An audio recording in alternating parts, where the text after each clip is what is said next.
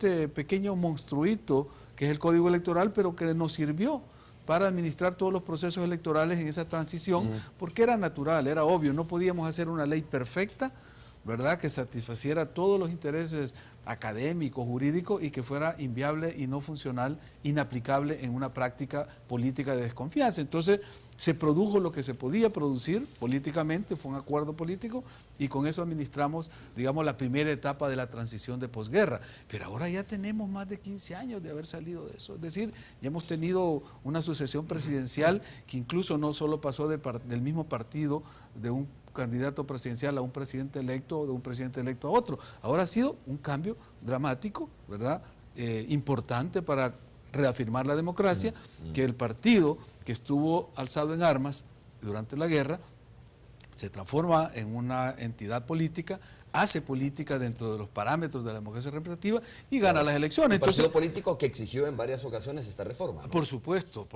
ahí tuvimos presentes en este periodo a varios representantes del FMLN, que incluso todavía no había sido inscrito como partido político en esa época, para 1992-93, porque se inscribió ya para participar en las elecciones del 94, pero hubo participación en ese periodo en la formulación del Código Electoral.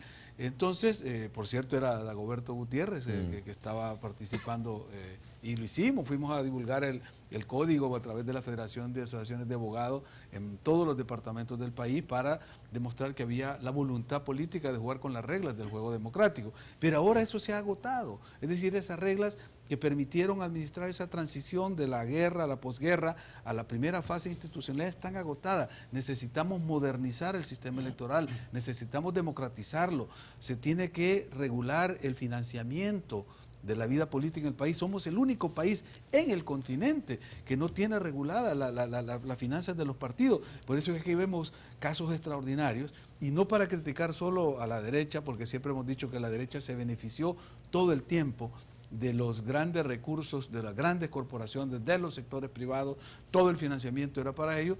Bueno, aquí se denunció que venían los petrodólares de Chávez, y yo escribí un artículo que dice: bienvenidos los petrodólares de Chávez, porque eso va a demostrar que, como decía el poema de Roque Dalton, cuando se empezaban a disparar desde el otro lado del pueblo a defenderse de las balas que venían del ejército y los cuerpos represivos en la época de la dictadura militar, entonces ya cuando se empezó a disparar, los guardias salieron corriendo. Aquí también, cuando todo el financiamiento era para los partidos de derecha, era aplausos. Ahora que supuestamente, yo no sé si, porque no estaba en el país, si realmente Chávez mandó o no mandó dólares, hubo el reclamo. Ah, qué bien, entonces esto nos va a permitir poner las reglas del juego para todos de manera clara y transparente. Entonces yo creo que el financiamiento es uno de los temas que hay que regular de manera explícita, pero existen muchos más. Yo creo que y está agotada la voluntad política de los partidos, eso está claro. Supongo yo que cuando acuden a la Corte Suprema de Justicia, concertación democrática y, digamos, y ejes, es que se ha agotado la voluntad de los partidos políticos,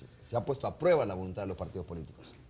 Porque hay 55 solicitudes de reforma electorales en la Asamblea Legislativa. Así es, Romeo. Nosotros tenemos la esperanza de lo siguiente. En primer lugar, el gobierno del cambio. Hay una filosofía del cambio que puede influir en esta ocasión, después de 20 años en que no existía esa filosofía política que está impulsada por el presidente Funes.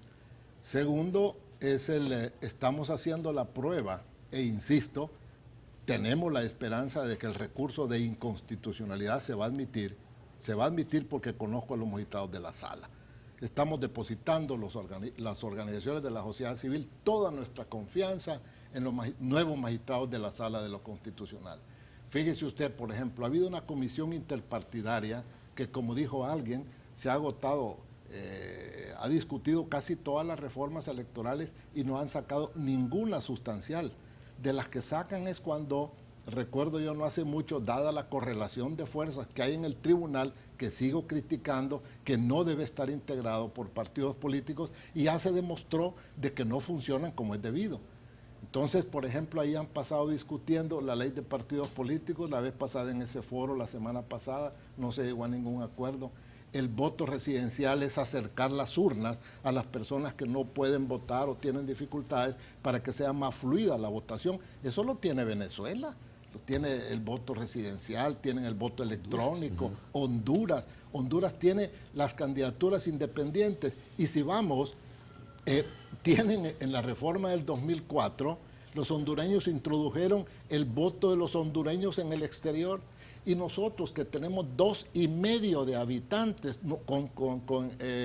de compatriotas nuestros que generan aproximadamente en los Estados Unidos 20,000 millones de dólares y mandan remesas por 3,000 millones de dólares anuales aquí, casi es una cantidad sustancial que ha ayudado a nivelar la economía del país, y ni siquiera les hemos podido dar el beneficio de que puedan votar para presidente de la República, y pasan discutiendo la interpartidaria, una cosa que realmente tienen derechos, y nuestros compatriotas mueren en el camino hacia los Estados Unidos buscando mejores oportunidades, mueren en el desierto de Arizona, terminan cortados de las piernas, y además de eso pasan huyendo de la migra, escondidos allá, y aún así mandan remesas para ayudar al sostenimiento económico de este país y no tienen derecho a votar. Yo tengo el honor, y el doctor Ulloa también, hemos sido invitados mañana por los salvadoreños en el mundo. Ajá. Yo quiero que mañana en la Feria Internacional, es un honor para mí recibir una invitación de los salvadoreños en el mundo, y quiero decirlo ahorita expresamente, de que Concertación Democrática Nacional e IEGES, no lo dudo, vamos a seguir impulsando ese derecho bien ganado que tienen los salvadoreños en el exterior de poder votar desde afuera. Son 2 millones, que la nostalgia podría aliviarles un poco, la nostalgia que sienten por el país, al concederles ese privilegio de votar desde afuera. Derecho, en todo caso. Sí, ese derecho, no es un privilegio, es un derecho que tengan los salvadoreños en el exterior de poder votar por sus candidatos en El Salvador. No ha podido entrar. Yo espero e insisto que en este gobierno del cambio, el año 2012, es decir, que podamos introducir estos cambios, el voto de los salvadoreños en el exterior, el voto residencial, si es posible introducir el cambio de cómo debe estar integrado el Tribunal Supremo Electoral. El Tribunal Supremo Electoral en la mayoría de países no está integrado por representantes de los partidos políticos. Y ya vimos que realmente, y ya lo expuse en el primer bloque o segundo bloque, de que no funciona el Tribunal Supremo Electoral y no representa las garantías, las esperanzas, las satisfacciones que este pueblo requiere. Hay que dividir las funciones, hay que poner abogados en la parte jurisdiccional, y en la otra parte, que en la reforma que nosotros presentamos a la Asamblea hay un tribunal nacional y un tribunal jurisdiccional, en el cual esas funciones las existen en México y en todas partes del mundo. Hay una gama de reformas que yo tengo la esperanza que de aquí al 2012, puedan tener vigencia. Y el arranque va a ser, Romeo, que la Corte